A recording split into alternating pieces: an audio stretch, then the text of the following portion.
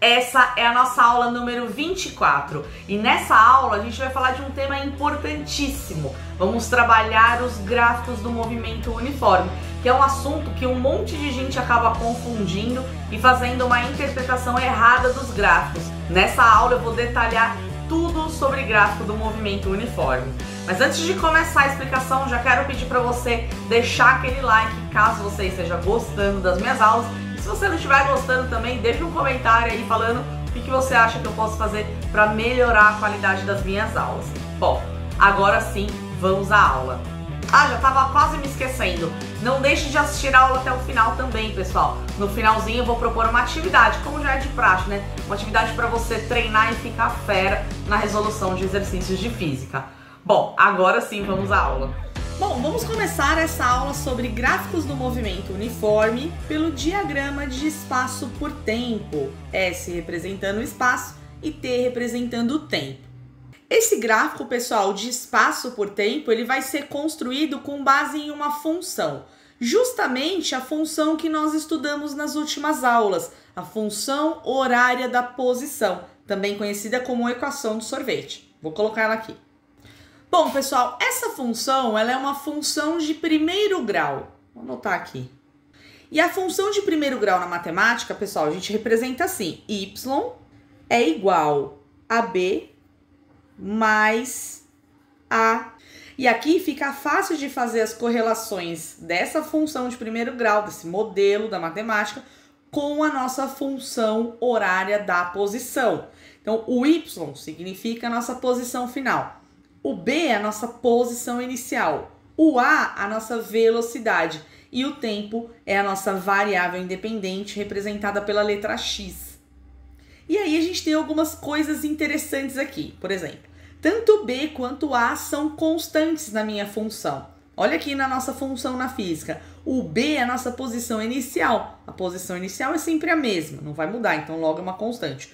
O A é a velocidade, que também é uma constante, porque a gente está trabalhando com movimento uniforme. Agora o X, que é o tempo, vai estar sempre mudando a cada instante. Cada vez que o tempo muda, eu tenho novas posições. Bom, uma coisa que é legal a gente lembrar é o seguinte. O B, ele é conhecido como coeficiente linear. Já o A é o nosso coeficiente angular.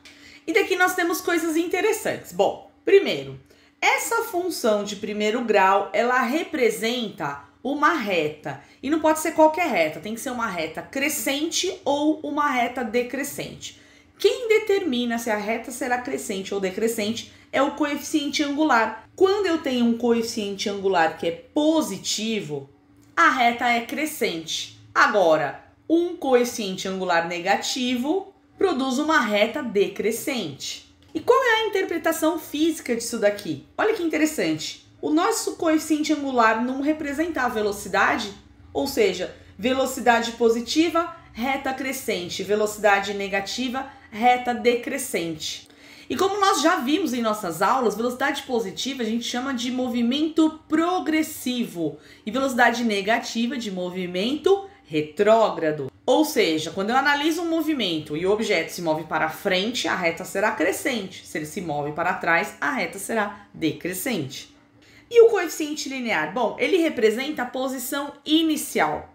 Matematicamente, ele nos mostra em que ponto a nossa reta cruza com o eixo Y. Bom, vamos montar aqui o gráfico de espaço por tempo para a gente dar uma olhada como é que ele fica.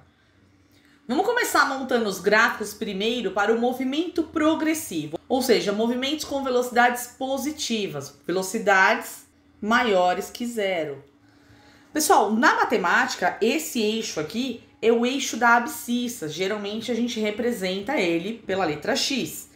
E aqui nós temos o eixo da ordenada, que geralmente nós representamos pela letra Y. Bom, aqui, como a gente vai estar trabalhando com um gráfico de espaço por tempo, o eixo X, a gente coloca, então, as informações sobre o tempo. Então, o eixo X fica reservado para as informações sobre o tempo. Já o eixo Y, a gente vai colocar aqui as informações sobre a posição. Aqui eu já estou colocando entre parênteses juntos a unidade do Sistema Internacional. Pode ser que a gente tenha gráficos com outras unidades, não tem problema, mas entre parênteses aqui a gente tem então as unidades. Como nós estamos lidando então com movimento progressivo, velocidade maior que zero, a gente já viu que a reta então será crescente. Eu vou colocar aqui uma reta crescente em cada um desses gráficos. Bom, eu tenho 3 retas crescentes. A primeira reta, ela sai bem aqui da origem do nosso gráfico. Significa que no tempo zero, o objeto ele se encontra na posição zero, ou seja, o S0 é igual a zero. Já nesse exemplo, a posição inicial é maior que zero. Então, vou colocar aqui, ó, que o nosso S0, que é o nosso coeficiente linear, é maior que zero. E nesse último exemplo aqui, olha de onde o nosso objeto ele vai sair. Ele sai desta posição. Ele está abaixo do eixo X. Então, aqui eu tenho valores negativos, ou seja, o nosso S0 é menor que zero. Porém, para todos os gráficos, a velocidade é positiva, porque a gente tem uma reta crescente. Agora, qual é a interpretação física desses gráficos? Será que essas retas elas estão demonstrando para a gente qual foi a trajetória, ou seja, o caminho que o nosso objeto percorreu? Não, pessoal. Esse gráfico ele indica como é que o espaço se comporta à medida que o tempo está passando. Por exemplo, coloquei aqui agora, ó, 3 marcações de tempo. Vamos ver como é que o espaço se comporta para cada um desses tempos. E olha só que interessante, no tempo T1, nós temos aqui o espaço S1, ele vai bater justamente aqui. No tempo T2, percebam que o espaço baixa um pouco mais acima, ou seja, o espaço aumentou, a posição aumentou. E no tempo T3, a posição aumenta novamente. O que significa isso? Significa que à medida que o tempo passa, as posições estão aumentando, que é uma característica do movimento progressivo. E se você fizer essa correlação para todas essas retas, você vai observar sempre a mesma coisa.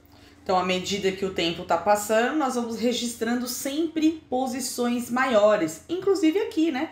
Que nós temos aqui uma posição negativa, um menos S0. E à medida que o tempo está passando, a minha posição vai aumentando. Então, S1, S2 e aqui S3. Só uma informação importante nesse gráfico aqui, percebam que essa reta ela cruza o eixo X.